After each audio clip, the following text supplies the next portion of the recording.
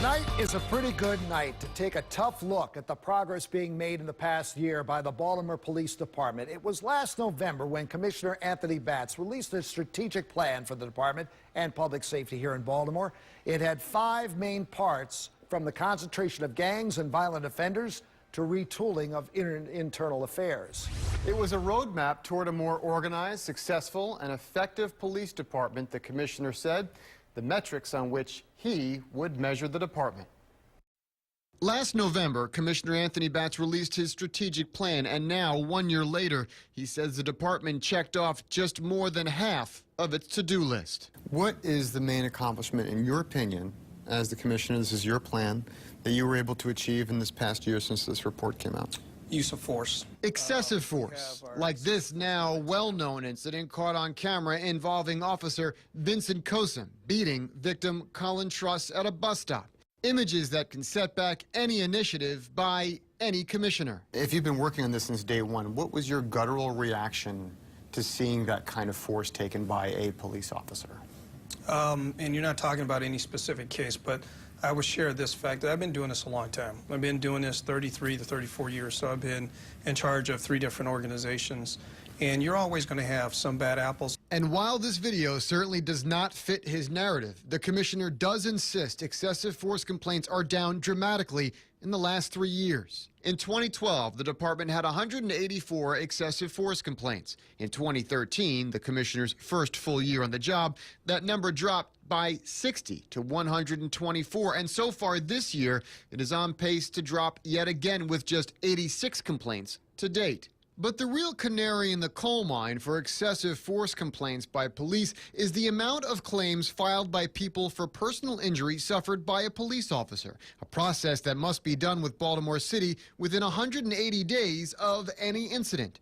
Review of those city records from 2012 show a very similar rate of decline. In 2012, there were 161 claim notices, followed by a drop to 107 in 2013, and then only 55 so far this year. A result Batts credits to his creation of the Professional Standards and Accountability Bureau, better staffing of internal affairs, and the institution of a GO team of sorts, a collection of about 10 officers that immediately document any use of force claim. The officers in there are learning very quickly. Anytime you have a serious use of force, where someone is sent to a hospital, it could be officer-involved shooting, it could be use of force of a baton that causes serious injury. They respond out, they investigate, they take pictures, and within 72 hours, they're giving me a briefing. The commissioner believes these changes were the most crucial in all his 200-page, near $300,000 report last year. Bigger than the ongoing rewiring of his watch center, bigger than the wholesale redeployment of patrol to meet high crime times.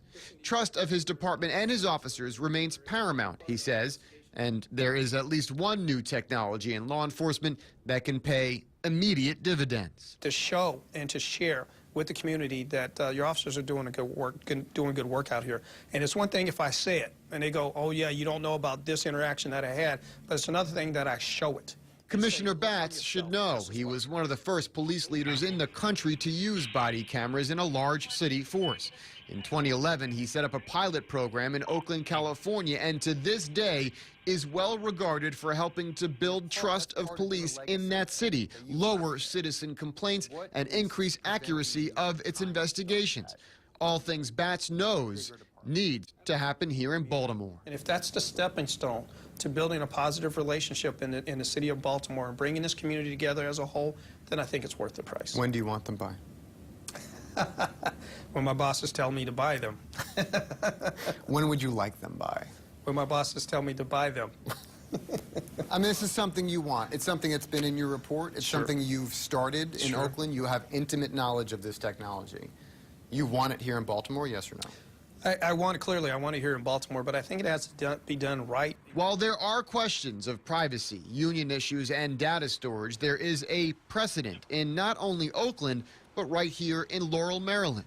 There is also a Department of Justice study, but still not precedent enough for Baltimore, as the city recently launched its own task force, putting any potential pilot program on hold. I think that train has left for every police department in the United States. I think it's coming, and people can slow it down and people can ignore it, but the technology's there. I think it's coming to every police department because it does build trust. But now that ball is solely in the mayor's court as to when it might happen. After planning to veto a recent city council bill requiring all officers to wear cameras, her office says a task force will determine when and how the city would proceed. Now, Commissioner Batts says a body camera program, while most likely an eventuality, has not been attempted by a larger police department. Baltimore's police department is the 8th largest in the country. He puts the cost of the equipment and the data storage at about $7 to $10 million and will wait for the go-ahead from City Hall before launching any of those pilot programs. Batts says by halfway through 2015, the police department should be about 75% completed with his strategic plan. We'll have to wait and see if body cameras is part of that.